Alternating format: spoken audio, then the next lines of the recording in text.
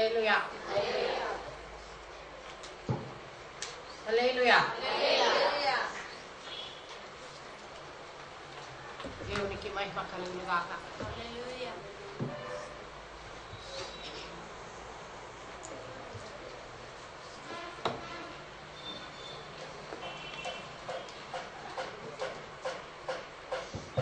హల్లెలూయా. దేవునికి మహిమ కలుగును గాక. మరి యొక్క శుక్రవారం నాడు దేవుని సన్నిధిలో మనమందరం కలుసుకోవడానికి ప్రభు ఇచ్చిన ఈ అవకాశాన్ని బట్టి దేవునికి ఎంతో వందనాలు చెల్లిస్తున్నాను. మరి ఇందాక జాకన్న చెప్పినట్టుగా గత 2-3 రోజులలో మేము ఎన్నో బాధలు, ఎంతో కష్టము, శ్రమ, మరణము సంభవించినటువంటి పరిస్థితులు కుటుంబంలో ఉన్న చాలా సమీపమైనటువంటి వారు అయినా మరి ఏ పరిస్థితి ఎట్లున్నా కూడా దేవుని అన్ని విషయాలలో అన్ని పరిస్థితుల్లో మరి సేవించవలసిన వారమై ఉన్నాము. దేవునికి సమీపంగానే ఉండవలసిన వారమై ఉన్నాము. ఎప్పుడో హాలిడే తీసుకోవటానికి వీలు లేదు. హల్లెలూయా హల్లెలూయా. దేవుడు నమ్మదగిన వాడు. మన జీవితంలో ఆయన విశ్వాస్యత మన ఎడల హెచ్చుగా ఉన్నదని 117వ కీర్తన చెప్తున్నాడు దేవుడు. ఆయన విశ్వాస్యత మన ఎడల హెచ్చుగా ఉన్నది. హల్లెలూయా.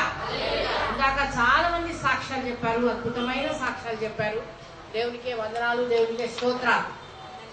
శ్రమ, కష్టము, బాధ ఇవన్నీ లోకంలో ఉంటాయని యేసుప్రభువే చెప్పాడు. లోకంలో మీకు శ్రమ కలుగును, ఆయనను ధైర్యం వహించుడి, నేను లోకమును జయించి ఉన్నాను.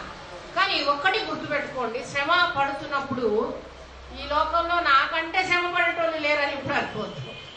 ఎప్పుడు అనుకోవాల్సింది ఏంటంటే, అయ్యా అంత పరిశుద్ధమైన దేవుడు నువ్వెంత పడ్డావు నాయనా, ఎంత శ్రమ అనుభవించిన వేసయ్యా, నువ్వు నీకు స్తోత్రం అనేది ఒకటి ఉంది. ఇంకొకటి ఏముందంటే, మనకంటే ఈ లోకంలో శ్రమలు పడేటోళ్ళు చాలా మంది ఉన్నారు. ముఖ్యంగా యేసు ప్రభువును నమ్మినందుకు శ్రమలు పడేవాళ్ళు చాలా మంది ఉన్నారు.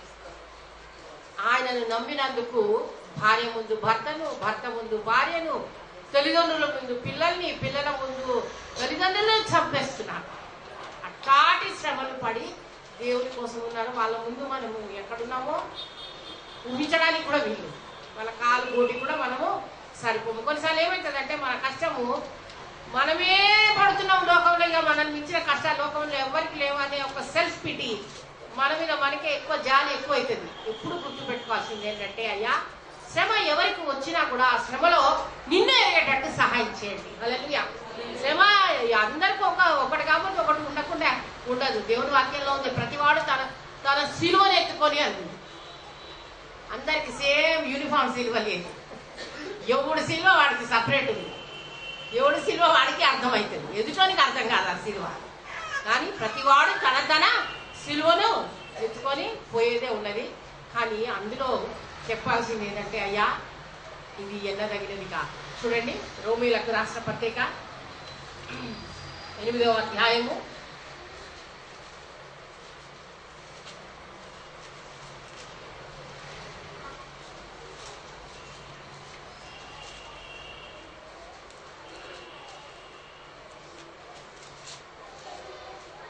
8వ అధ్యాయము 18వ వచనం.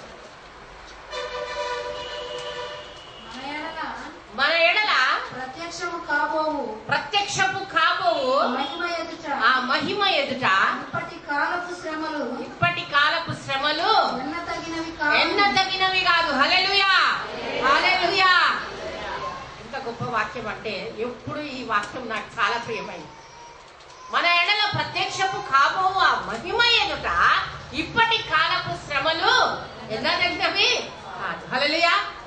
మరి విద్యార్థులు దినం రాత్రి మంచి విద్యార్థులు అండి, అందరు కాదు, సోమరిపోతుల గురించి చెప్తలేను నేను. మంచి మార్కులు తెచ్చుకోవాలనే విద్యార్థులు ఏం చేస్తారంటే, అలారం పెట్టుకుంటారు. పొద్దున 3కి లేయాలా, 4కు లేయాలని. 4కు అలారం పెడితే భయానికి 3కే పైకి వస్తుంది. భయం, అమ్మో పరీక్ష కాబట్టి కూర్చోవాలా, లేయాలా, చదవాలా అని పాపం ఆ నిద్రను అన్నిటినీ కూడా పక్కన పడేసి చదవటం మొదలు పెడతారు. సో ఆ పరీక్ష ఉందన్న వాళ్ళు ఒక టెన్షన్ అన్నమాట. అది అయిన తర్వాత, పరీక్ష రాసిన తర్వాత అట్లా చదివిన వాళ్ళకి రిజల్ట్స్ వస్తాయి కదా, అద్భుతమైన రిజల్ట్స్ వస్తాయి. హల్లెలూయా. ఇంకా అప్పుడు ఈ నిద్ర ఈ యొక్క ఇది అన్నీ ఎక్కడ పోతాయి కదండి. అదేవిధంగా ఒక తల్లి ఒక బిడ్డను కనాలంటే కూడా ఈజీ మెథడ్ అంటే లేదు ఇక్కడ కదా. ఎంతనో కష్టపడేది ఉన్నది, కానీ పడిన తర్వాత ఎంతో ఆనందము సంతోషం. హల్లెలూయా. కనుక దేవుడు కూడా ఒక్కొక్క అనుభవం మన జీవితంలో ఇస్తాడు. ఎందుకంటే అబ్బో నేను పడ్డంత బాధ ఎవడు పడ్డాడు అని అనుకొని దినం రాత్రి దాన్ని కలుసుకొని ఏడవటానికి కాదు. అయ్యా ఈ శ్రమలో నువ్వు నాతో కూడా ఉండి నన్ను ఎంత అద్భుతంగా కాపాడినావు కదా. విక్కీ విషయము బ్యూటీ చెప్పింది. బ్యూటీ రానప్పటి నుంచి చూస్తున్నా వాడు పడేది. నేను స్కూటర్ మీద నుంచి పడతాడు, దేని మీద చాలా పడితేనే ఉంటాడు కానీ దేవుడు మాత్రం కాపాడుతున్నాడు. హల్లెలూయా. కాబట్టి ఈ పడవడు అనేది ఒకటి నడుస్తుండగా దేవుడు కాపాడుతున్నాడు, ఆయనకే స్తోత్రం. హల్లెలూయా. కాబట్టి ప్రతి ఒక్కరి జీవితంలో ఒక్కొక్క కష్టము ఒక్కొక్క బాధ. ఎందుకంటే ఇంకా ఆయన స్వరూపంలోకి మనం మార్చబడడానికి, ఆ కష్టంలో దేవుని శక్తి ఎంత గొప్పదో మనం గ్రహించడానికి, to know the power of his resurrection, ఆయన పునరుత్థానపు శక్తి ఎరుగు నిమిత్తము ఒక్కొక్క అనుభవంలో నుండి దేవుడు తీసుకెళ్తూ ఉంటాడు కదా. కాబట్టి ఆ అనుభవంలో ప్రభు 75వ కీర్తనలో ఉంటుంది, ప్రభువా నీవు సమీపముగా ఉన్నావని నేను నీకు కృతజ్ఞతాస్తుతిలో చెల్లించుతున్నాను. హల్లెలూయా. కాబట్టి పొదాక మన కష్టమే హైలైట్ చేసుకోకండి దయచేసి ఇప్పటి నుంచి. ప్రభువా ఎంతో మంది ఇంకా మాకంటే భయంకరమైన బాధలలో ఉన్నారయ్యా, మీరు వారికి ఎంతో సమీపంగా ఉండి వారికి నాయన మీరే నిజమైన దేవుడు అనే గ్రహింపు కలిగి నాయన ఒక్కొక్క శ్రమను దాటడానికి శక్తి దయచేయండి నాయన. దేవుడు నిజంగా నేను అదే అనుకుంటాను, లోకంలో ఎంతమందికో శ్రమలు ఉన్నాయి, కానీ మనకున్న దేవుడు వాళ్ళకి లేడు కదా. దేవుడు 91వ కీర్తన అంటాడు, శ్రమలోనే అతనికి తోడై ఉండదు. షడ్రక్ మెషక్ అబేద్నెగోలు అగ్నిగుండంలో పడ్డారు, కానీ అందులో ఎవరున్నారు? దేవుడు తోడుగా ఉన్నాడు. అగ్ని వాసన తగలలేదంట. అది ఏం సైన్స్ ఒక్కసారి ఆలోచించండి. Hallelujah. That's what God can do. అది మన దేవుడు చేయగల సమర్థుడు. కాబట్టి నన్ను చూస్తే ఎవడు కూడా లోకంలో నా కష్టాలు ఉన్నాయంటే నమ్మడు, నా సొంత తమ్ముడే నమ్మడు, ఎవరో నమ్మే అవసరం లేదు. అయినా నాకు తెలిసి నేను ఏమేమి అనుభవించినానో నా జీవితం, కానీ అందులో నా దేవుడు నాకు తోడుగా ఉన్నాడు. హల్లెలూయా. అది నా యొక్క సంతోషం. నాకు 5 అబార్షన్స్ అయ్యాయండి. ఎప్పుడు చెప్పుకోలేదు, ఇప్పుడు చెప్తున్నాను. 5 అబార్షన్స్ అయ్యాయి నాకు. 1 కాదు, 2 కాదు, 3 కాదు. ఒక్కటైతే 3 డెలివరీస్కి సమానం అని చెప్తారు. 5 అయ్యాయి. నాకు కూడా ఇక్కడ ఉన్నటువంటి క్వార్టర్స్లో ఉన్నప్పుడు ఒకసారి మధ్యరాత్రి పరిగెత్తాల్సి వచ్చింది డాక్టర్ దగ్గరికి. అప్పుడు ఆమె ఏమన్నదంటే, అమ్మ తీసి చూపిస్తాను, ఇది ఒక బాయ్ బేబీ, మగ పిల్లవాడు, చూస్తావా అన్నది. చూడను అని చెప్పాడు. అప్పుడు అది అయిపోయింది. దాని తర్వాత ఇంకొకసారి ఈ విధంగానే జరుగుతుంది. అసలు రక్తం కాలువలాగబోతుంది. దేవుడితో మాట్లాడుతున్నా, ప్రభువా ఎవరి రక్తం నేను ఎక్కించుకోను, నీ రక్తమే నమ్మకపోయా అని అన్నప్పుడు హాస్పిటల్లో వెళ్ళి టేబుల్ మీద పండుకుంటే నా చెవులు సైతాన్ చెప్తుంది, ఇంకా దేవుడు ఏమంటావు నువ్వు, బుద్ధి లేకుండా, లోకల్ ఎంతమందికి పుడతలేరు కొడుకులు, నీకే పెద్ద ఇంత బాధలు రావాలన్నా, బూతులు తిట్టు నీ దేవుడిని, ఇంకా దేవుడు అని ఏమంటావు అని అంటుంటే నేనన్నా, this God is my God even unto death. ఈ దేవుడు నా దేవుడు మరణం వరకు నా దేవుడు అంటుంటే ఇంకొక దగ్గర నుంచి వినపడుతుంది, జలములలో పడి వెళ్ళినప్పుడు అవి నీ మీద పారడం, అగ్ని మధ్య నడిచిన జ్వాలలు నేను కాల్చగలేము అని ఆ స్వరం వినపడుతుంది.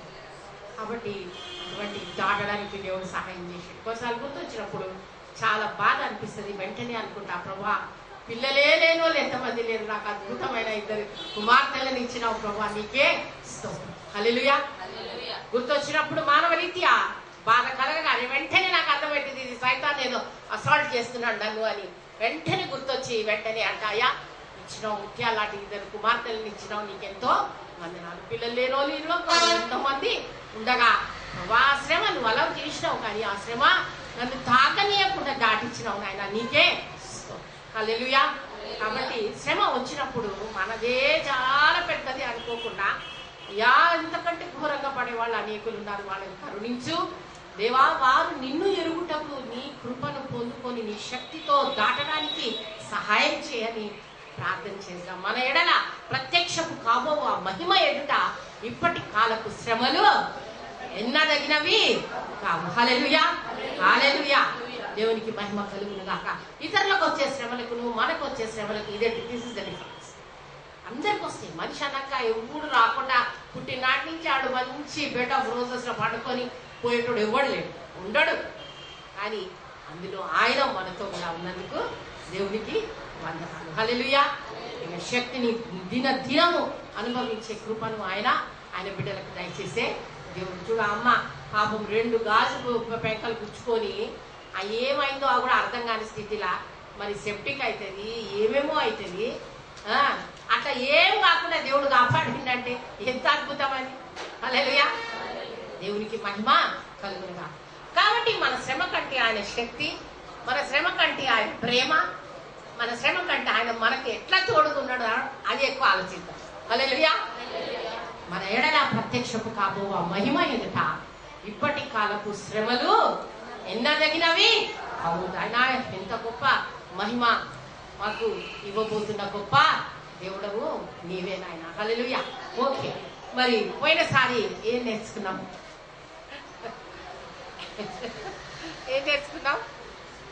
పోయినసారి చాలా రోజులు అయినాక వాక్యం చెప్పినా కదా.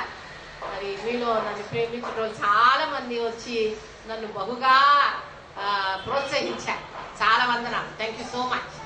మరి నన్ను మీరు ఇంతగా ప్రేమిస్తున్నారు, మరి నేను చెప్పే వాక్యంకి ఇంతగా ప్రతిస్పందిస్తున్నారు అనడం నిజంగా నాకెంతో ప్రోత్సాహకరం. ఎందుకంటే నేను ఎన్నదగిన దాని కాదు, నాకంటే గొప్ప భక్తులు ఉన్నారు, పరిశుద్ధులు ఉన్నారు. దేవుడు నాకు కూడా ఒక అవకాశం ఇచ్చినందుకు దేవునికే స్తోత్రాలు. కనుక మీ ప్రేమకు మీ ప్రోత్సాహానికి కూడా నేను రుణస్తురాలుగా ఉన్నాను. Thank you so much. కనుక పోయినసారి ఎవరి గురించి నేర్చుకున్నాం మనం? హిజ్కియా గురించి. హల్లెలూయా. సాత్వికులు భూలోకమును స్వతంత్రించుకొందురు. హల్లెలూయా. క్రీస్తు యేసునకు కలిగిన ఈ మనస్సు మీరును కలిగి ఉండుడి. ఈ లోకానికి శాపము నాశనము వచ్చిన కారణం ఏంటంటే అహంకారము, గర్వము చేయబట్టే నాశనం వచ్చింది. అది రాబట్టే మనుష్య జాతి అంతా కూడా మరి పడిపోవడానికి అది కారణమైంది, పాపం చేయడానికి కారణమైంది. అదే మనల్ని పాపం వల్ల వచ్చు జీతము మరణానికి దారి తీస్తుంది. కానీ ఆ క్రీస్తు యేసునకు కలిగిన మనసు మనల్ని ఏం చేసిందంటే పడిపోయిన మానవాడిని లేపడానికి ఆయన సాత్వికము మనల్ని రక్షించింది. హల్లెలూయా. క్రీస్తు యేసునకు కలిగిన మనస్సు మీరునో కలిగి ఉండి, ఆయన దేవుడై ఉండి దేవునితో సమానంగా ఉంటే విడిచిపెట్టకూడని భాగ్యమని ఎంచక ఆయన దాసుని మానవ రూపమును ధరించి, దాసుని రూపమును ధరించి శిలువ మరణము పర్యంతము మన కొరకు తగ్గించుకున్నాను. మనం నీతిమంతులము కాకుండా మనల్ని ఒక మాట అంటే ఓర్చుకోలేము. ఆయన అంత పరిశుద్ధమైన దేవుడు మన కోసము ఎన్నో అన్యాయపు మాటలు, అన్యాయపు తీర్పును మరి భరించినటువంటి గొప్ప దేవుడై ఉన్నాడు. హల్లెలూయా, హల్లెలూయా. దేవునికి మహిమ కలుగును గాక, ప్రభానికి స్తుతి కలుగును గాక. అయానికి వందనాలు. దేవుడు ఆ పరిస్థితిలో నుంచి లేవనెత్తడానికి ఆయన తను తాను తగ్గించుకున్నాడు. కాబట్టి దేవుడు ఆయనను అధికముగా హెచ్చించాడు. Very good Sridevi, very good కదా. ఎంతగా హెచ్చించిండు చెప్పండి, ఎవరైనా చెప్పగలరా? యేసుక్రీస్తు ప్రభువుని ఎంతగా హెచ్చించిండు అది ఎవరైనా చెప్పగలరా? Very good, very good. అన్ని నామముల కంటే పైనాము ప్రతి నాలుక యేసుక్రీస్తు ప్రభు అని ఒప్పుకోవలసి ఉన్నది, ప్రతి మోకాలు యేసుక్రీస్తు ప్రభు అని వంగవలసి ఉన్నది. అంతగా హెచ్చించినాడు. హల్లెలూయా, హల్లెలూయా. తర్వాత గుర్తు పెట్టుకోవాలా, మరి ఒక దైవజనరాలు ఉన్నారు సుబ్బలక్ష్మి గారని, ఆమె ఎప్పుడు చెప్పేది నో పెయిన్ నో గెయిన్. కష్టము బాధ లేనిదే లాభము రాదంట. అట్లా దేవుడు అంతా మన కొరకు శ్రమపడి మనల్ని ఆ మోక్షానికి వారసులుగా చేయడానికి ఆయన తను తాను తగ్గించుకున్నాడు. కాబట్టి మనకు కావాల్సింది ఏంటి? క్రీస్తు యేసునకు కలిగిన ఈ మనస్సు. హల్లెలూయా. కనుక హిజ్కియా ఎంతసేపు తను తాను తగ్గించుకొని దేవుని దగ్గర సరిగా ఉన్నాడు. హిజ్కియా చేసిన గొప్ప సంగతులు ఏంటంటే చెప్పండి, ఫాస్ట్ గా చెప్పండి. నెక్స్ట్ ఓకే, అది తర్వాత. అసలు మొదట ఇశ్రాయేలులో ఏముండే? భయంకరమైనటువంటి విగ్రహారాధన ఉండింది. దాని అన్నిటినీ ఉన్నత స్థలాలన్నిటినీ పడగొట్టిండు. Very good. దాని తర్వాత మనుషుల్ని దేవునితో సమాధానపరిచిండు. హల్లెలూయా. దేవునితో నిబంధన చేసిండు, మనుషులతో దేవునితో నిబంధన చేయించిండు. హల్లెలూయా. He made a covenant with God and also made covenant along with his people. మనుషులను కూడా. నేను ఎప్పుడు మీకు ఒక మాట చెప్తాను. చాలా మంది ఏమనుకుంటారంటే జ్ఞానం ఉందో జ్ఞానం లేకుండా ఏమనుకుంటారంటే ఇది నా లైఫ్, నా ఇష్టం, పొద్దుదాకా ఇట్ట చేయొద్దు అట్ట చేయొద్దు, ఇట్ట చెయ్యి అట్ట చెయ్యి అని నా ఎంట పడుకుంటా. ఇదంతా నాకు అస్సలు ఇష్టం లేదండి. ఫ్రీడమ్ ఇచ్చేసేయాలంటే ఏమి ఇవ్వాలంట? ఫ్రీడమ్. ఫ్రీడమ్ అంటే స్వేచ్ఛ. స్వేచ్ఛ, ఇష్టం వచ్చినట్టు నువ్వు ఏమన్నా చేసుకోవాలి, వదిలే. పొద్దున్న ఇట్లా ఎంట పడితే ఏం బాగుండదండి అని అంటారు చాలా మంది. ఆ స్వేచ్ఛ ఎక్కడికి తీసుకుపోతుంది? ఎక్కడ తీసుకుపోతుంది? నాశనానికే తీసుకెళ్తుంది స్వేచ్ఛ కదా. కానీ దేవుని మాట, ఆ మాటను తీసుకొని దానికి లోబడి దేవుని మార్గంలో నడిస్తే ఆ జీవితమే ఒక అద్భుతమైన జీవితం. హల్లెలూయా. ఆ జీవితమే అద్భుతం కనుక హిజ్కియా ఆ విధంగా అనేకులను దేవుని వైపుకు త్రిప్పి మరి తిరిగి ఆయన ఏం చేసిండంటే పస్కా అనేటువంటి పస్కా పండుగ తెలుసు కదా, మీరు వినుంటారు. పస్కా పండుగ ఇశ్రాయేలీలు ఐగుప్తు నుంచి విడుదల అయినప్పుడు దేవుడు ఒక గొర్రెపిల్లను చంపి దాని రక్తాన్ని పూయమన్నాడు. అప్పుడు దేవుడు పస్కాను భుజించమన్నాడు. దాన్ని పస్కా పండుగ అంటారు. అయితే మనం ఇప్పుడు ఎందుకు అది చేయడం లేదంటే క్రీస్తు అను పస్కా పశువు మన కొరకు వధింపబడను. హల్లెలూయా, హల్లెలూయా. మన 1/2 కిలో మాంసం తెచ్చుకోవడానికి కింద మీద అవుతున్నాం ఇప్పుడు. అట్లా గొర్రెలు చంపుకుంటూ కూర్చోవాలంటే మన వల్ల అయ్యేదా? అస్సలు అయ్యేది. కాబట్టి యేసు ప్రభు తానే మన కొరకు క్రీస్తు అనే పస్కా పశువు మన కొరకు వధింపబడింది, చనిపోయాడు, మన కోసము బలి అయినటువంటి దేవుడు. హల్లెలూయా, హల్లెలూయా. కాబట్టి ఈ విధంగా ఆయన అద్భుతంగా దేవునికి నమ్మకమైన జీవితాన్ని, తగ్గింపుగలిగిన జీవితాన్ని జీవించినందుకు అతడు ప్రార్థించినప్పుడు దేవుడు అద్భుతాలు తన పట్ల చేసిండు. విరోధంగా శత్రువు వచ్చినప్పుడు మరి దేవుడు అన్నాడు, నువ్వేం బాధపడద్దు, శత్రువు ఏ వైపు నుంచి వస్తాడు అదే వైపున వెళ్ళిపోతాడు అని చెప్పి ఒక్క దూతను పంపి 185,000 మందిని దేవుడు హతమార్చిండు. హల్లెలూయా. మరి హిజ్కియా రోగి అయి ఉన్నప్పుడు ఇందాక అనంతి చెప్పినట్టుగా ప్రార్థించినప్పుడు దేవుడు అద్భుతంగా ఏం చేసిండు? ఆయుష్ పొడిగించిండు. హల్లెలూయా, హల్లెలూయా. దేవుడు ఎంత నమ్మదగిన వాడంటే అడిగితే మన కోరికను తీర్చే దేవుడు. హల్లెలూయా. కనుక హిజ్కియాకు దేవుడు 15 సంవత్సరాలు పొడిగించాడు. హల్లెలూయా. దేవుడు ఒక్కొక్క ఆశీర్వాదము జీవితంలో ఇస్తూ ఉంటే ఆశీర్వాదాన్ని బహుభద్రంగా పట్టుకోవాలి. ఏం చేయాలా? ఆశీర్వాదం చూసి ఇట్లా కింద మీద అయిపోయి బొర్ల బొక్క పడద్దు. ఆశీర్వాదం వస్తున్న కొద్దీ ఏమవుతుండాలా మనిషికి? ఇంకా ఇంకా ఏం రావాలా చెప్పాలా? వెనక నుంచి అందరు చెప్తేనే మళ్ళీ చెప్తాను నేను. ఏం రావాలా మనిషికి? ఆశీర్వాదం ఎక్కువ అవుతుంటే కొద్దీ ఏం రావాలా? ఏం కావాలా? ధైర్యం, సంతోషం ఎప్పుడు వస్తూనే ఉంటుంది. తగ్గింపు రావాలి, తగ్గింపు రావాలా. దినదినము ఇంకా తగ్గింపు రావాలి. అయ్యా నీ కృప నాయన, ఏ అర్హత లేదు, ఏ యోగ్యత లేదు ప్రభా, అయినా నీ కృపను బట్టి నా కొరకు ఒక దూతను పంపి 185,000 అంటే జోక. ఎంత పెద్ద మిలిటరీ ఎవరెవరు చేస్తే అయితే ఆ పనులు. హల్లెలూయా.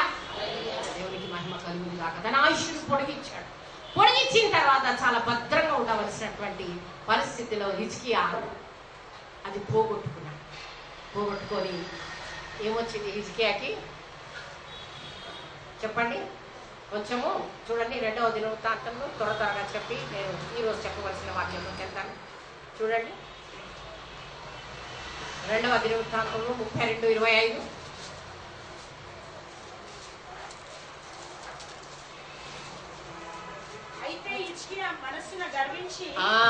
ఏమైపోయింది?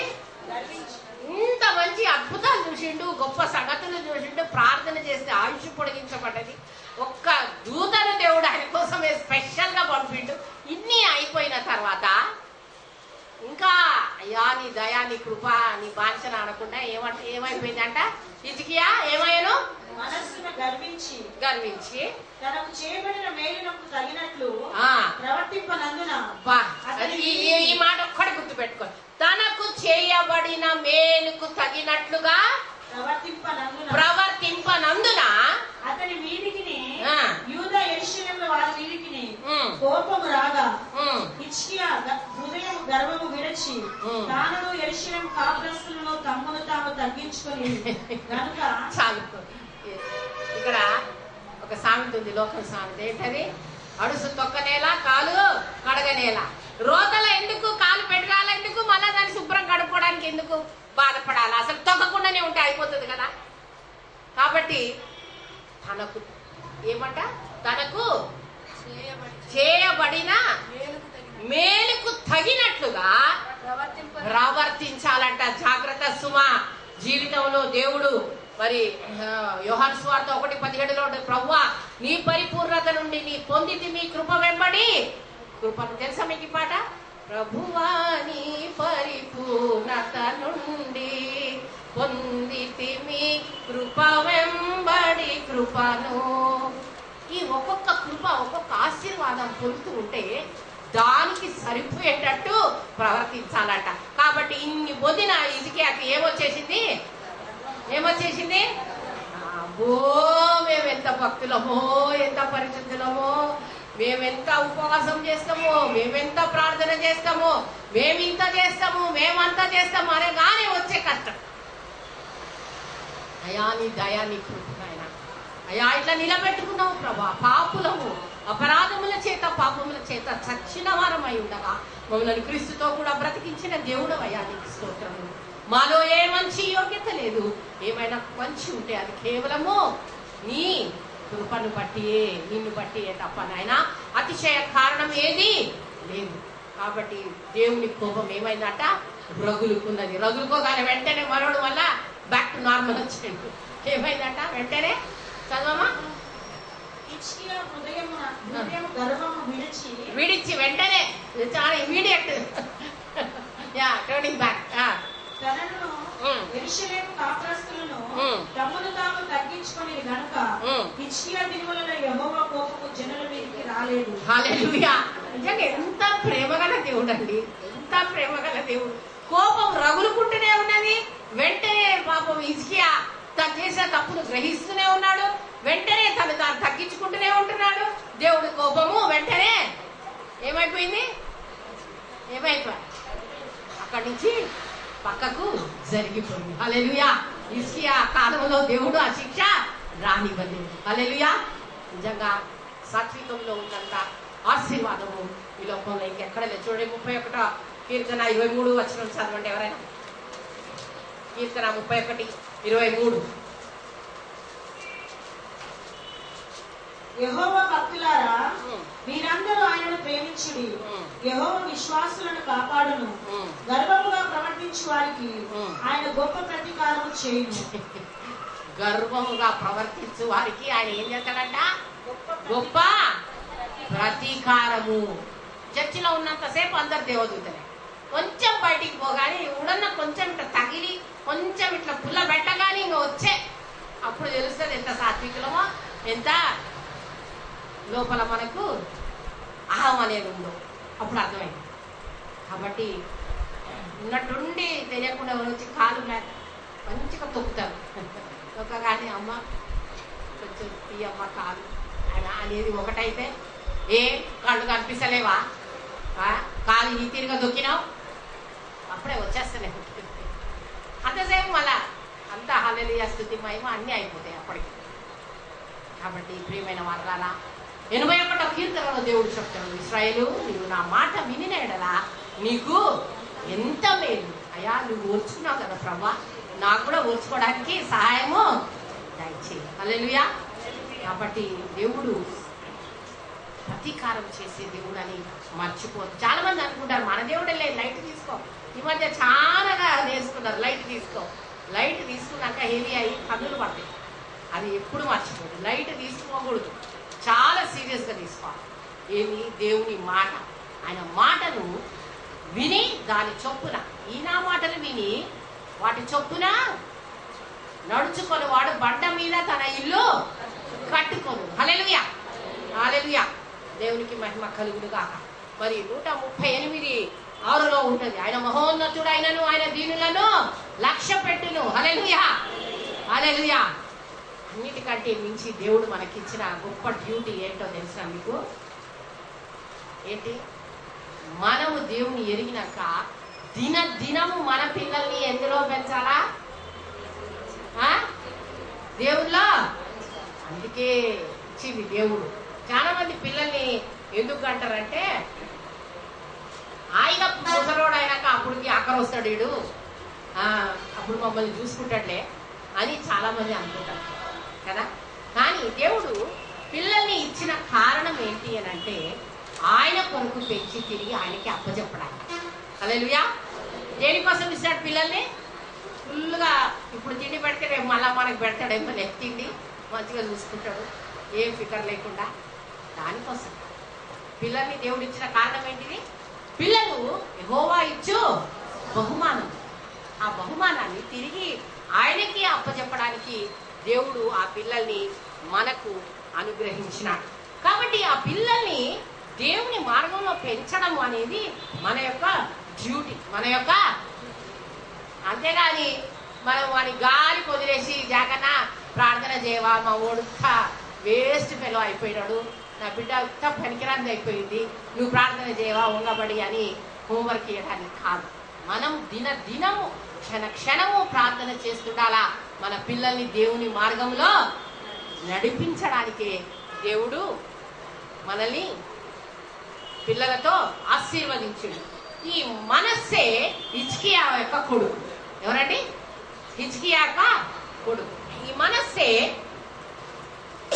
12 సంవత్సరాల వయసులో సింహాసనం ఎక్కినాడు. ఎంత వయసు? 12 సంవత్సరాలకు మంచిగా ఆడుకుంటుంటారు పిల్లలు కదా, క్రికెట్ ఆడుతుంటారు, బాల్ బ్యాట్ తీసుకొని ఆడుకుంటారు. అయితే ఈ మనస్సే సింహాసనము ఎప్పుడు ఎక్కినాడు? 12 సంవత్సరాలు. నేను ఇంతకుముందే చెప్పినా మీకు, గర్వం అనేది, అతిశయం అనేది మనిషి లోపల ఏం తీసుకొస్తుంది? అవిధేయత. ఏం చేస్తుంది? అవిధేయత. Rebellion is like which craft. తిరుగుబాటు సోలె చెప్పుటతో సమానము అని దేవుడు సెలవిస్తున్నాడు. ఇశ్రాయేలు, నీవు నా మాట వినినడల నీకు ఎంత మేలు, అప్పుడు వేగిరమే నేను నీ శత్రువును అనగదొక్కేదను. హల్లెలూయా. అర్థమైందా మీకు? జీవితంలో సాతాను యొక్క అధికారము మీ జీవితంలో ఉండకుండా పోవాలంటే దానికి ఒక్కటే ఒక మందు. ఏంటది? దేవుని యొక్క మాట వినడం. చూడండి 81వ కీర్తన.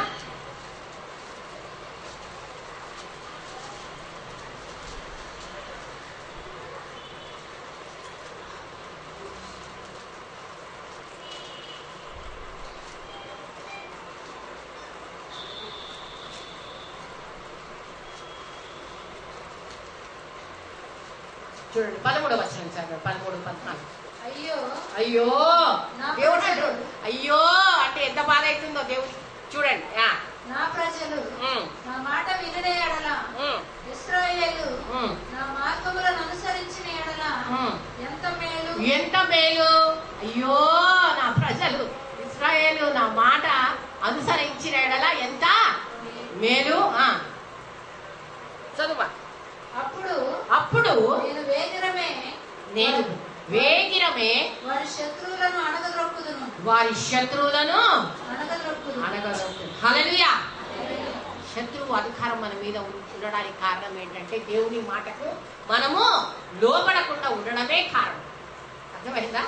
అప్పుడు వేగిరమే నీ శత్రువును నేను అనగా. ద్వితీయోపదేశకాండము 7, 6 నుంచి 9 చదవండి ఎవరైనా.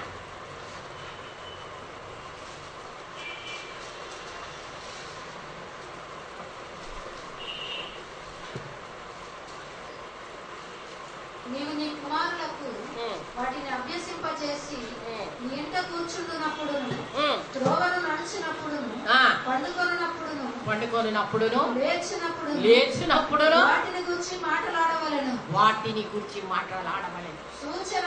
సూచనగా వాటిని నీ చేతికి పట్టుకొనవలెను. అవి నీ కన్నుల నడుమ బాసికము వలె ఉండవలెను.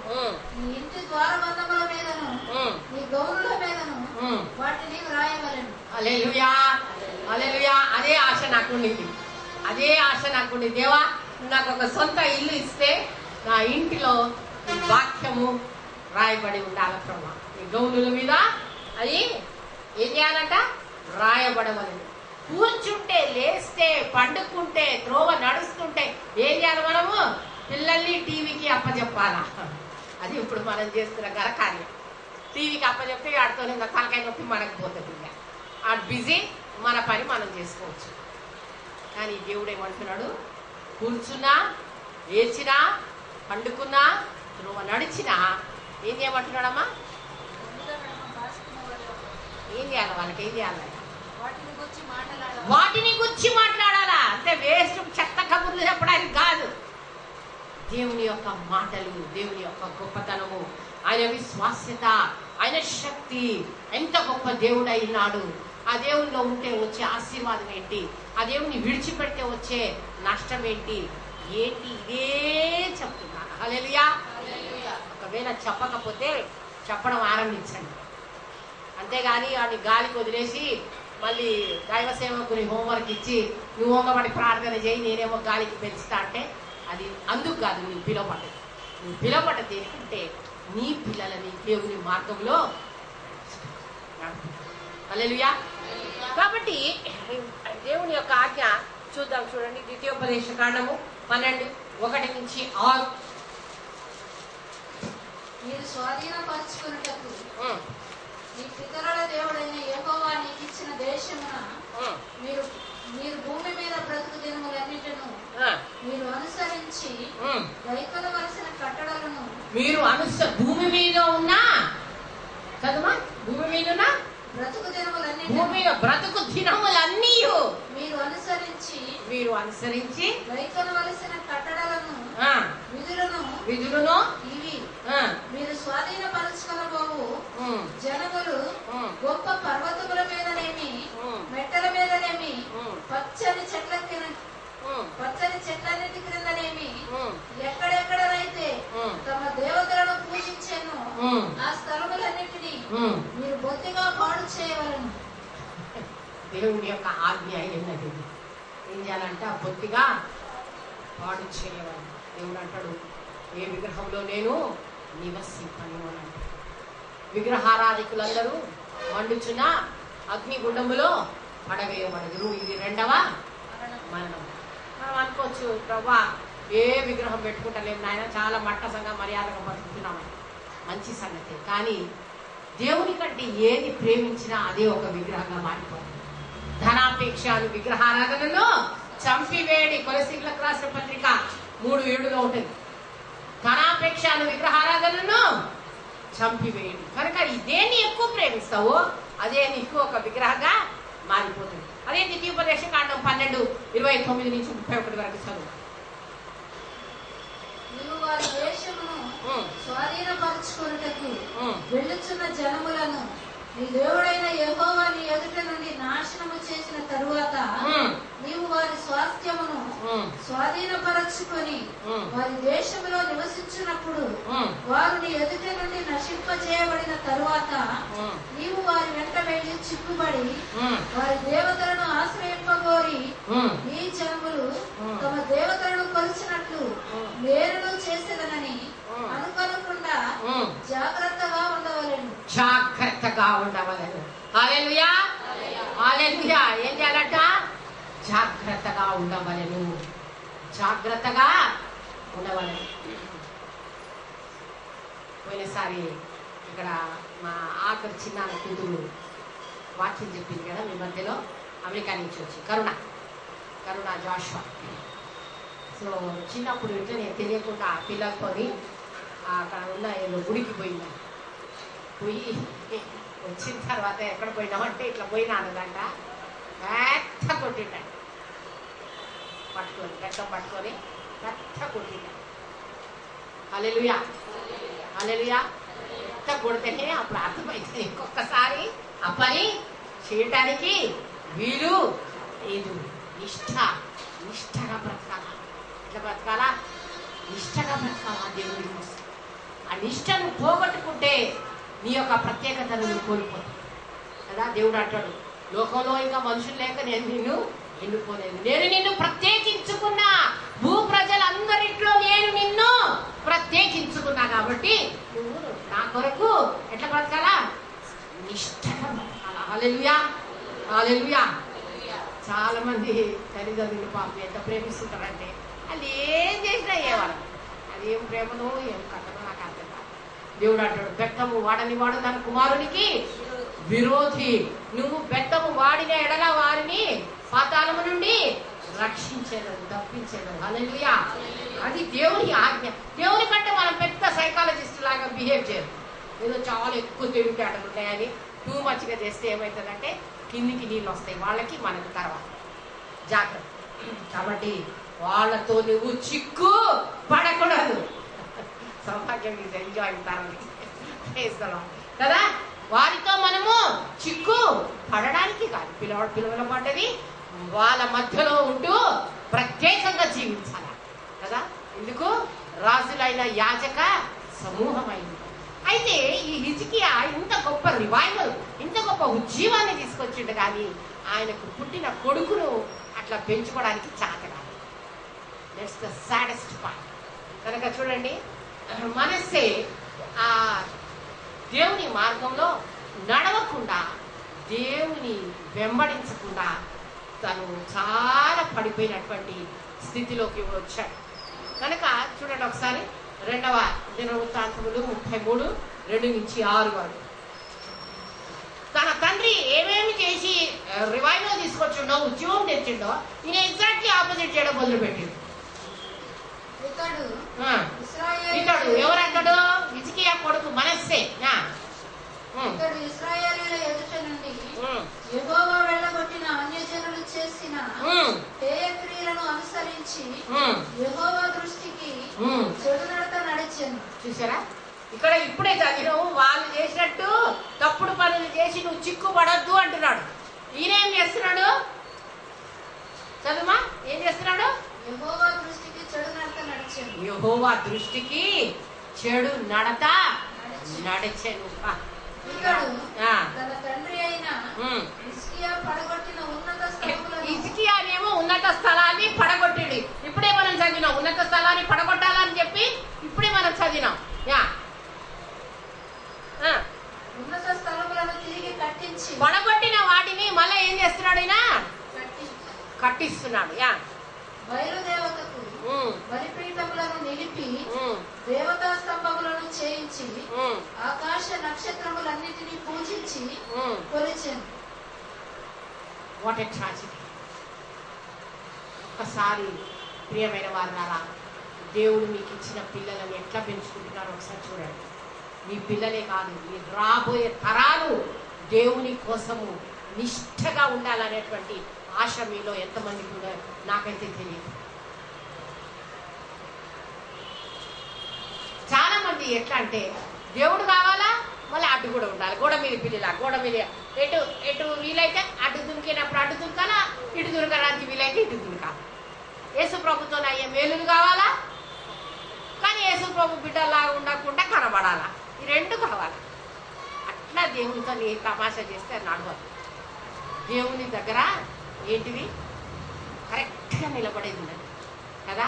కాబట్టి అన్ని మొత్తము ఉల్టా పనులు చేసిండు. ద్వితీయోపదేశకాండం 18:9-12 చదువు. నీ దేవుడైన యెహోవా నీకు ఇచ్చుచున్న దేశమున నీవు ప్రవేశించిన తరువాత ఆ జనముల హేయ కృత్యములను నీవు చేయ నేర్చుకొనకూడదు. మనం ఉన్నది ఎక్కడండి? మనం ఎక్కడున్నాం? ఇశ్రాయేల్ దేశంలో ఉన్నామా? ఎక్కడున్నామో చెప్పండి. చెప్పాలి, వెనకాల ఉన్న వాళ్ళందరూ చెప్పాలి. ఎక్కడున్నాం? ఏ దేశంలో ఉన్నాం మనం? వెనకాల ఉన్న వాళ్ళు చెప్పాలా? ఎక్కడున్నాం మనం? ఎవరి మధ్యలో ఉన్నాం మనం? మీరు చెప్పకుండా నేను మైక్ పెట్టాను. ఎక్కడున్నాం మనం? ఎవరి మధ్యలో ఉన్నాం? గట్టి చెప్పండి. అన్యుల మధ్యలో నివసిస్తున్నాం. కాబట్టి ఏమంటున్నాడు దేవుడు? వారి మధ్య వారు చేసే అసహ్యమైన కార్యాలు నువ్వు నేర్చుకోనకూడదు. ఇంకా తన కుమారునైనను తన కుమార్తెనైనను అగ్ని గుండము దాటించు వానినైనను శకునము చెప్పు సోదెగానినైనను మేఘ శకునములను గాని సర్ప శకునములను గాని చెప్పు వానినైనను వడ్లంగి వారినైనను మాంత్రికునైనను ఇంద్రజాలకునినైనను కర్ణ పిశాచనగు వారినైనను దయ్యముల యొక్క విచారణ చేయవారినైనను మీ మధ్య ఉండనీయకూడదు. జాగ్రత్త, మీ మధ్య ఉండనీయకూడదు అంట. చేసేది ఇంకా సవాలే లేదు. క్రైస్తవులు అనబడే వాళ్ళు కూడా వేరే వాళ్ళ మంచిని ఓర్వలేక ఇవన్నీ హేయ కృత్యాలు చేసేవాళ్ళు నేను ఇప్పుడిప్పుడే తెలుసుకుంటున్నా. అసలు లోకంలో అట్లాంటి ఒకటి ఉందని తెలియదు మాకు, అంత అమాయకత్వం. కానీ ఇప్పుడిప్పుడే తెలుసుకుంటున్నా ఏంటంటే యేసు ప్రభువుని ఎరిగిన వాళ్ళు కూడా ఇటువంటి క్రియలు చేయడానికి పాల్పడుతున్నారు. జాగ్రత్త సుమా, అట్లాంటివి చేసినప్పుడు దేవుని యొక్క ఉగ్రత మీదికి వస్తే దాన్ని తట్టుకోవడానికి మన వల్ల కాదు. అర్థమవుతుందా? చాలా మంది వాళ్ళ దగ్గరికి వీళ్ళ దగ్గరికి పోతారు కదా. చచ్చిపోతున్నాడు, ఒంట్లో బాగలేదు అంటే ఏదైనా కడదాం, చేతికి కడదాం, మెడలు వేస్తాం, అక్కడ వేస్తాం, ఇక్కడ వేస్తాం అని అనుకునే వాళ్ళు చాలా మంది ఉన్నారు. కానీ అవి చేయటానికి వీలు లేదు అని అంటున్నాడు దేవుడు. నువ్వు ఎవరి మధ్యలో ఉన్నావో వాళ్ళు చేసే హే క్రియలు నీవు చెయ్యకూడదు అని అంటే మనస్సే అవన్నీ చేయడం మొదలుపెట్టినాడు. ఎందుకని మనం చేయకూడదు అని అంటే చూడండి, 1 పేతురు 18:19 చదవండి ఎవరైనా.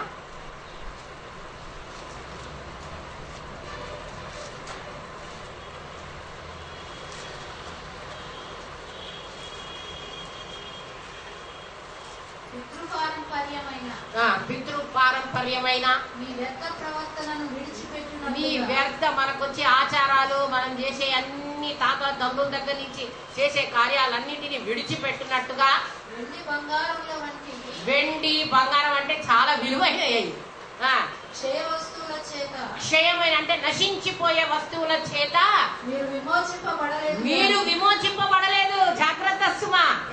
అమూల్యమైన రక్తము, అమూల్యం అంటే దానికి విలువ కట్టలేము నువ్వు. అంతటి అద్భుతమైన విలువ కట్టలేనటువంటి విలువ గల రక్తము చేత అనగా నిర్దోషమును నిష్కళంకమునకు గొర్రెపిల్ల వంటి క్రీస్తు రక్తము చేత విమోచింపబడితిరని మీరు ఎరుగుదురు కదా.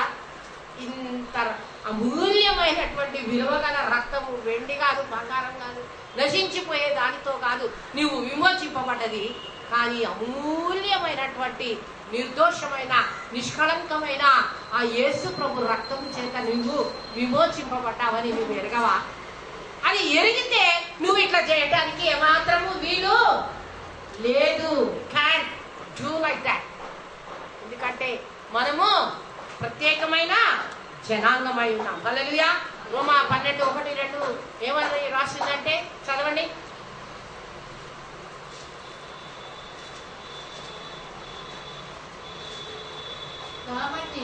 కాబట్టి సహోదరులారా పరిశుద్ధమును దేవునికి అనుకూలమైన సజీవ యాగముగా మీ శరీరములను ఆయనకు సమర్పించుకొనుడని దేవుని వాత్సల్యమును బట్టి మిమ్మల్ని బతిమాలుకొనుచున్నాను. ఎట్లా అంట మనది మనం ఎట్లా చేసుకోవాలంట? సజీవ యాగము అంటే, యాగం అంటే బలి అర్పించడం. బలి అర్పిస్తే ప్రాణం పోతుంది. కానీ ఇక్కడ ప్రాణం ఉంటూనే చచ్చిపోయినట్టుగా బ్రతకాలన్నమాట. ఎవరికి? లోకానికి. హల్లెలూయా. లోకానికి చచ్చిన వారము, దేవుని కోసము బ్రతుకు వారం. బాప్తిసంలో అదే మనం సాక్ష్యం ఇచ్చేది. నేను క్రీస్తుతో కూడా పాపపు కొరకు చనిపోతున్నాను, క్రీస్తుతో కూడా నేను సమాధి చేయబడుతున్నాను, నీతి కొరకు జీవించడానికి నేను క్రీస్తుతో కూడా లేపబడుతున్నాను అని చెప్పడమే బాప్తిసంలో మనం ఇచ్చే సాక్ష్యం. హల్లెలూయా. చాలా మంది ఏదో అది మునిగిలేస్తే ఏదో అయిపోతుంది అనుకుంటారు. కాదు, ఈ సాక్ష్యమే మనము బాప్తిసంలో ఇస్తున్నాం. హల్లెలూయా. సజీవ యాగముగా మనల్ని మనము దేవునికి సమర్పించుకోవాలి. హల్లెలూయా. దేవునితో చేసిన నిబంధన మనం చదివినాం. 2వ దినవృత్తాంతంలో 33:7-9.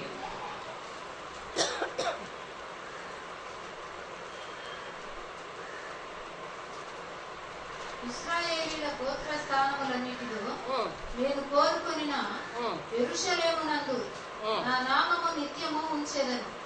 నేను మోషే ద్వారా నియమించిన కట్టడలను విధులను ధర్మశాస్త్రం అంతటిని అనుసరించి నడుచుకున్నకై వారు జాగ్రత్త పడిన ఎడల, ధర్మశాస్త్రం అంతటిని బట్టి నడుచుకొనుటకు వారు జాగ్రత్త పడిన ఎడల మీ పితరులకు నేను కాయపరిచిన దేశము నుండి ఇశ్రాయేలీయులను నేను ఇక తొలగింపనని హల్లెలూయా దావీదుతోను అతని కుమారుడైన సొలొమోనుతోను దేవుడు సెలవిచ్చిన మాటను లక్ష్య పెట్టక ఆ మందిరమునందు మనష్షే తాను చేయించిన చెప్పుడు విగ్రహమును నిలిపాను. దేవుడు ఏమో గొప్ప నిబంధన చేసినాడు, తొలగించను అని కదా. కానీ ఇక్కడ మనస్సు ఏం చేసిండట? ఏం చేసిండు?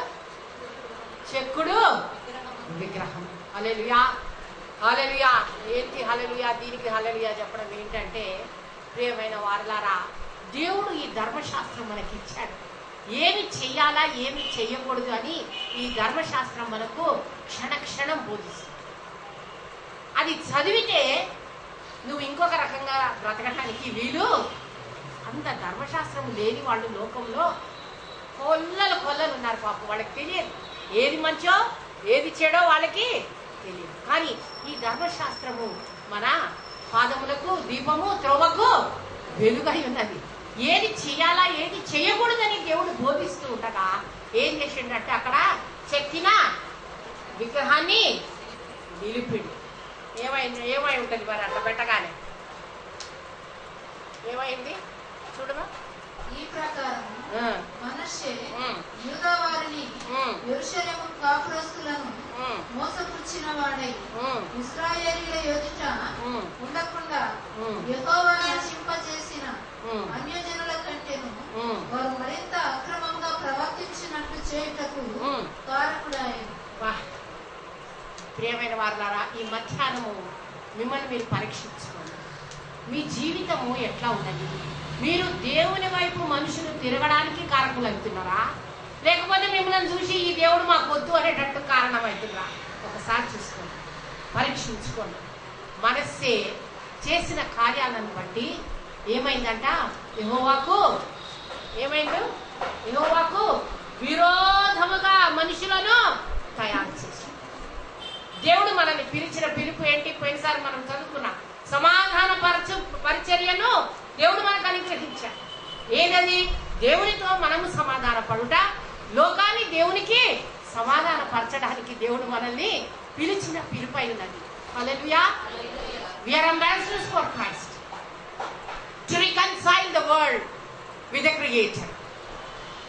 సృష్టికర్తతో సృష్టిని సమాధాన పరచుటకు పిలువబడినటువంటి పిలుపై ఉంటుండగా మనస్సే ఏం చేసేటంటే మనుషులు పాపము చేయడానికి కారణం. చాలా మంది అనుకుంటారు ఇది నా జీవితము, నాకు ఇష్టం వచ్చింది నేను చేసుకుంటాను. దేవుడు అంటున్నాడు, నీవు నీ సొత్తు కాదు, నీవు విలువ పెట్టి కొనబడినావు. నిన్ను కొనుక్కున్నవాడు ఆ దేవుడు. ఆయన ఎట్లా చెప్తే నువ్వు అట్లా చేయాలి. నీ సొంత కవిత్వము, నీ సొంత పెత్తనము నువ్వు చేయడానికి వీలు లేదు. కనుక మనుషులు పాపము చేయుటకు అతడు కారణమైన ప్రియమైన వారలారా. కాబట్టి ఆ విధంగా పాపము చేసినప్పుడు దేవుని ఉగ్రత తప్పకుండా దిగి వస్తుంది. చూడండి 2వ దినవృత్తాంతములు 33:10 చదవండి. యెహోవా మనష్షేకును అతని జనులకును వర్తమానము పంపినను వారు చెవియొక్కకపోయి. దేవుడు ఎంత ప్రేమ గలవాడంటే చేసిన తప్పులకు ఒక్క నిమిషము ఆయన తీర్పు దిగొస్తే మనమందరం మాడి మసిపోకైపోతాం. మనం అనుకుంటాం మనమే చాలా బుద్ధిగల బుర్కలము, చాలా మంచోళ్ళము, మన పరిశుద్ధులము, అవతలోడే పనికి మళ్ళోడు, అవతలోడే ఎందుకు కూడా కొరగానోడని చాలా ఫీల్ అయిపోతాం మన గురించి. మన మీదకి ఆయన ఒక క్షణము ఆయన తీర్పు దిగొస్తే మసిపోకైపోతాం. ఇంత చేసినా కూడా దేవుడు ఏం చేస్తున్నాడంట? ఏం చేస్తున్నాడు? దేవుడు ఏం చేస్తున్నాడు? వెంటనే నాశనము చేసి చదువుమా ఏం చేసిండంట దేవుడు? God is still being gracious.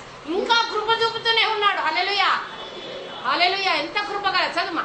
యెహోవా మనష్షేకును అతని జనులకును వర్తమానము పంపినను పంపినను. వర్తమానం పంపినాడు దేవుడు. అయ్యా నువ్వు చేస్తుంది తప్పు, జాగ్రత్త, పాపం వల్ల వచ్చు జీతం మరణము, జాగ్రత్త, నువ్వు చేస్తుంది తప్పు అని ప్రభు వర్తమానము పంపినను. ఏమైందమ్మా? చెవి యొక్కకపోయెను. ప్రియమైన వారలారా, చెవి యొక్కకపోతే దాని శిక్ష నువ్వు భరించవలసి ఉంటది. ఆ శిక్ష నువ్వు భరించగలిగిన దానికంటే చాలా ఎక్కువ ఉంటది. జాగ్రత్త సుమ. దేవునితోని ఆటలు ఆడకూడదు. ఆయన దహించు అగ్ని అయి ఉన్నాడు. నాకు జాకనే చెప్పిండు, ఆయన మాట, ఆయన పేరు ఉచ్చరించడమే చాలా భయంకరం అని అన్నాడు కదా. మరి అటువంటి దేవునితో నువ్వు ఆటలు ఆడితే ఆయన దహించు అగ్ని అయి ఉన్నాడు. వర్తమానము పంపినను అతడు చెవి ఇవ్వలేదు. కాబట్టి ఏమైంది? ఇంతకుముందు నేను చెప్పినాను, నీవు నా ఆజ్ఞలు గైకొనవలెనని ఎంతో నేను కోరుచున్నాను. ఆ వాక్యం చెప్పినానా? గుర్తుందా? లేకపోతే మళ్ళీ చదవండి. గుర్తు లేకపోతే మళ్ళీ గుర్తు చేస్తాను. చదవండి. యెషయా 48, 18, 19 చదవండి. నీవు నా ఆజ్ఞలు గైకొనవలెనని నేను ఎంతో కోరుచున్నాను. నీవు నా ఆజ్ఞలను ఆలకింపవలెనని నేనెంతో, కొంచెం కాదు, నేనెంతో కోరుచున్నాను. ఆలకించిన ఎడల నీ క్షేమము నది వలె సముద్ర తరంగముల వలెను ఉండును. హల్లెలూయా. నీ క్షేమం ఎట్లుంటదంట? నది వలె ఉండును. హల్లెలూయా. ఇక్కడ చెవి ఎగుతున్నాడా? మనస్సే లేదు. చూడండి, దాని వలన ఆయన సంగతి ఏంటో 2వ దినవృత్తాంతములు 33, 10, 11 చదవండి ప్రేమైన వాళ్ళ.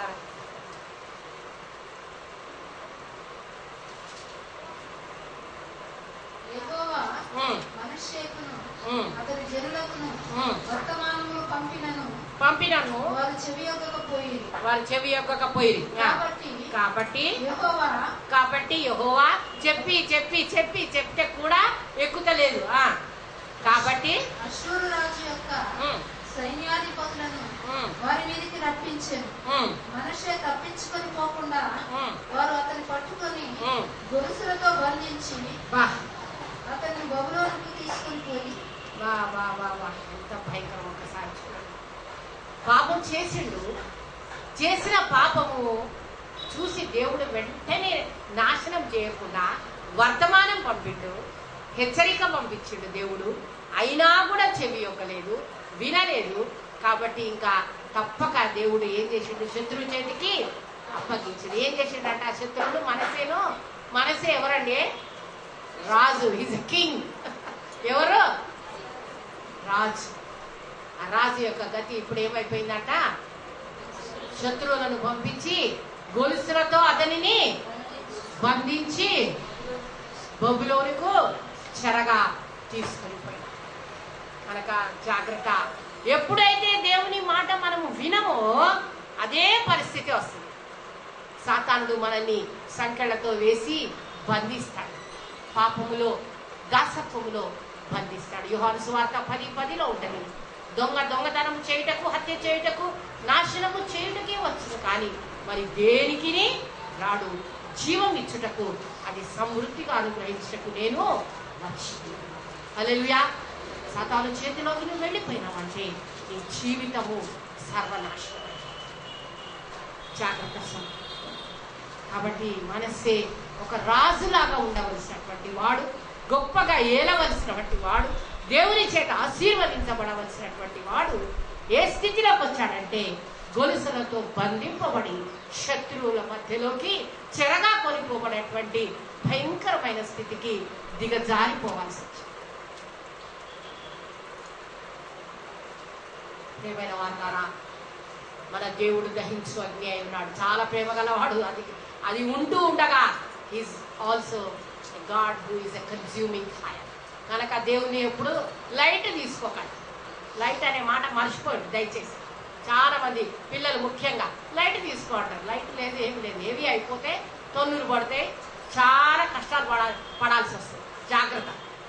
చదువా సామెతలు 16:5 చదువు.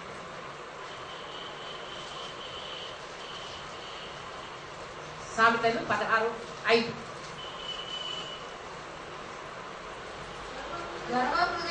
గర్వహృదయులందరూ యెహోవాకు హేయులు, నిశ్చయముగా వారు శిక్షను. అదే జరిగింది. మనోడికి ఏమైపోయింది?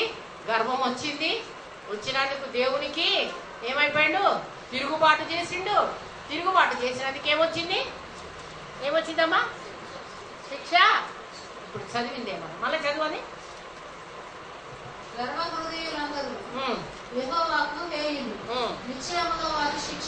నిశ్చయముగా దేవుని మాట ఒక్కటైనా పొల్లైనా సున్నాయినా తప్పిపోదు. గుర్తుపెట్టుకోండి మీరు. ఏదేది చెప్పిండో అక్షరాల జరుగుతుంది. తప్పక శిక్ష నొందుతారు. శిక్ష నొందుతున్నాడు ఇక్కడ ఆల్రెడీ. కాబట్టి చూడండి, దేవుడు అంత గొప్ప దేవుడు, మహాగణుడు, మహోన్నతుడు, పరిశుద్ధుడు, నిత్య నివాసి అయినను వినయము గల వారి యొద్ద, దీన మనస్సు గల వారి యొద్ద ఆయన ఏం చేస్తున్నాడు? నివసించుచున్నాడు. హల్లెలూయా. దేవుడు మన దగ్గర నివసించాలని ఆశ ఉంటే తగ్గింపు దినదినమునల కొట్టుకొని దినదినం, అయ్యా నేను ధూళిని మట్టిని తిరిగి మట్టిలోకి వెళ్ళవలసి ఉన్నది ప్రభా అని రోజు మన్నైనాది మునుపటి వలనే తప్పక భూమికి మరలా చేరు. మన్నైనది మరలా తిరిగి భూమికి తప్పక మానవ సంపద కీర్తి మహిమలు నశించిపోవునిలా సియోను మరువకుని ప్రభుని. నశించిపోవునిలా సియోను మరువకుని ప్రభుని. తంబుర సితారతో నా ప్రభుని ఆరాధించెదరు. హల్లెలూయా, హల్లెలూయా. మొదటి పేతురు 5:5 వచనం 6వ వచనం చదవండి దయచేసి.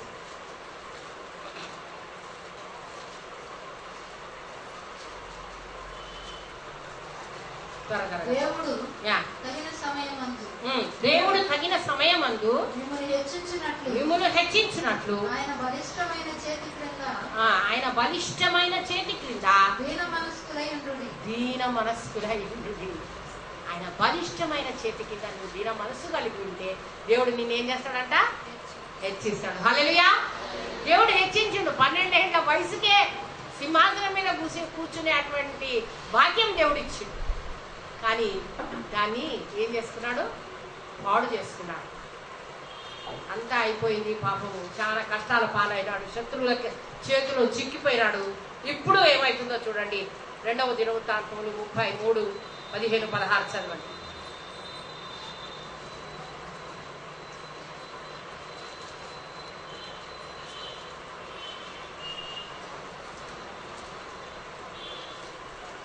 రెండవ దినవృత్తాంతములు 33:15-16. మరియు యెహోవా మందిరము నుండి అన్యుల దేవతలను విగ్రహమును తీసివేసి యెరూషలేమునందును యెహోవా మందిర పర్వతమునందును తాము కట్టించిన బలిపీఠములన్నిటినీ తీసి పట్టణము బయటికి వాటిని లాగివేయించాను. ఇదియుగాక అతడు యెహోవా బలిపీఠమును బాగుగా చేసి దాని మీద సమాధాన బలులను కృతజ్ఞతార్పణలను అర్పించుచు ఇశ్రాయేలీయుల దేవుడైన యెహోవాను సేవించుడని యూదా వారికి ఆజ్ఞ ఇచ్చాను. హల్లెలూయా, హల్లెలూయా. ఏమా ఇంత పొడుగు అయిపోయింది. శిక్ష వచ్చింది. పడాల్సిన తన్నులు పడ్డాయి. పడాల్సిన కష్టాలు అయిపోయినాయి. ఇప్పుడు ఏమొస్తుంది? బుద్ధి. కాబట్టి ఏం చేసిండంటే ఇన్ని రోజులు చేసిన తప్పుడు పనులన్నీ మళ్ళీ ఇప్పుడు ఏం చేస్తున్నాడు? మళ్ళీ సరి చేసుకుంటున్నాడు. Praise the lord. To err is human but to correct is divine. మానవ సహజము తప్పు చేయడము, కానీ దాన్ని సరి చేసుకోవడము దైవత్వం. అట్లా అని పొద్దుదాకా తప్పులు చేసుకుంటూ కూర్చుంటే జీవితం దాంతోనే అయిపోతుంది. జాగ్రత్త. కృప విస్తరించనని పాపము చేయుమా? అట్లా అనరాదు, అట్లా అనరాదు. కెనాట్ డూ దట్ కదా. దేవుని ప్రేమిస్తే, మీరు నన్ను ప్రేమిస్తే నా ఆజ్ఞలను గాయకొంటారు. నా ఆజ్ఞలు మీరు గాయకొంటే నేను మిమ్మల్ని ప్రేమిస్తాను. హల్లెలూయా. కాబట్టి చేసిన తప్పుడు పనులన్నిటినీ మళ్ళీ ఏం చేస్తున్నాడు? మనసే సరి చేసుకొని మనుషులను తిరిగి దేవునితో ఏం చేస్తున్నాడమ్మా? సమాధానపరుస్తున్నాడు. హల్లెలూయా, హల్లెలూయా. కనుక ఎప్పుడు అనుకోకండి నేను ఒక్కడిని ఏం చేసినా నడుస్తుందని. నువ్వు ఒక్కటి చేసినందుకు ఎంతో మందికి ఎఫెక్ట్ అవుతుంది, అది మంచి కానీ చెడ్డ కానీ. జాగ్రత్త, నీ ఒక్కడు భద్రంగా జాగ్రత్తగా బ్రతికితే నీ ద్వారా ఎంతో మందికి ఆశీర్వాదం. నేను నిన్ను ఆశీర్వదించేదను, అనేకులకు ఆశీర్వాదముగా చేసేదను. అబ్రహాముతో అంటున్నాడు, భూ ప్రజలందరూ నీ యందు ఆశీర్వదించబడగలరు. హల్లెలూయా. ఒక్క అబ్రహాము విధేయత తగ్గింపును బట్టి భూ ప్రజలందరూ నీ యందు ఆశీర్వదించబడగలరు. హల్లెలూయా. కనుక నువ్వు ఒక్కడివి తప్పు చేసినందుకు, ఒక్క ఆకాను తప్పు చేసినందుకు ఇశ్రాయేలు అనేకులు చనిపోవాల్సి వచ్చింది.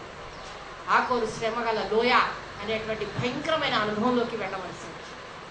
కాబట్టి ప్రియమైన వారులారా, మనస్సే ఇంత శిక్ష వచ్చినాక ఇప్పుడు బుద్ధి వస్తుంది, వచ్చి సరి చేసుకున్నాడు దేవునితోని. మరి మనుషులను తిరిగి దేవుని వైపు తిప్పడానికి కారణమైనాడు. అది మన యొక్క పిలుపు. ఏది మన పిలుపు? దేవునితో సమాధానపడుట, మనుషులను దేవునితో సమాధాన. యెషయా 66:2 చదవండి.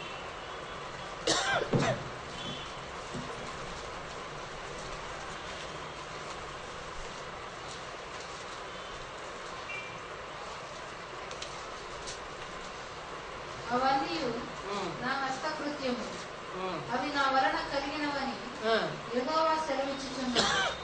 ఎవడు దీనుడై నలిగిన హృదయము గలవాడై నా మాట విని వణుకుచుండును. హల్లెలూయా చెప్పండి, హల్లెలూయా. ఎవడు దీనుడై నా మాట విని వణుకుచుండునో వానినే నేను దృష్టించుచున్నాను. ప్రియమైన వారులారా, దేవుడు మిమ్మల్ని దృష్టించాలంటే ఆయన మాట వినాలా, ఆయన మాటకు వణకాలా, ఆయన మాట ప్రకారం జీవించాలా. ఆ విధంగా జీవించడానికి ప్రభు మనకు సహాయము చేయును కాక. దేవుడి వాక్యం దీవించునుగా. జీవమని వచ్చి ప్రార్థన నడిపిస్తుంది.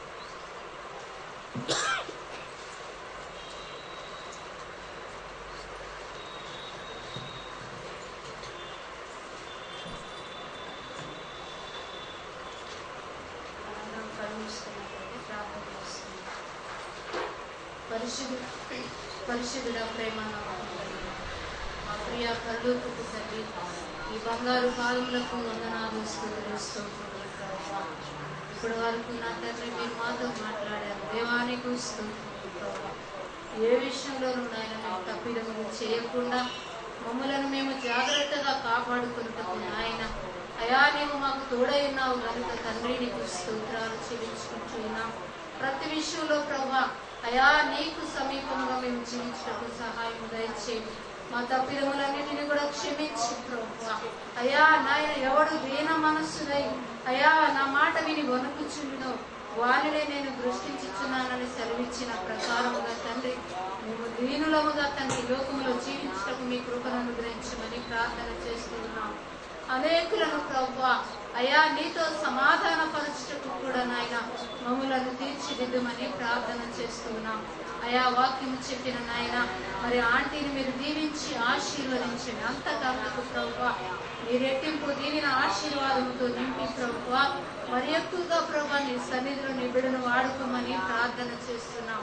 పరిశుద్ధుడా నీకే స్తుతి స్తోత్రాలు చెల్లించుకుంటూ అయా మరి విన్న వాక్యము విడిచిపెట్టకుండా ప్రభువా మా జీవితాలలో దానిని నెరవేర్చే వారముగా తండ్రి అయా మనశ్శేలాగా కాకుండా ఒకవేళ తప్పు చేసిన నాయన నీ సన్నిధిలో ఒప్పుకొని ప్రభువా సరైన బిడలముగా మేము జీవించడానికి మీరే మాకు సహాయాన్ని అనుగ్రహించమని మమ్మల్ని మీ చేతులకు అప్పగించుకుంటూ ప్రభువా మీరే మహిమ పొందుకోమని యేసయ్య పరిశుద్ధ నామాన్ని బట్టి అడిగి వేడుకొనిచున్నాం మా తండ్రి. ఆమేన్.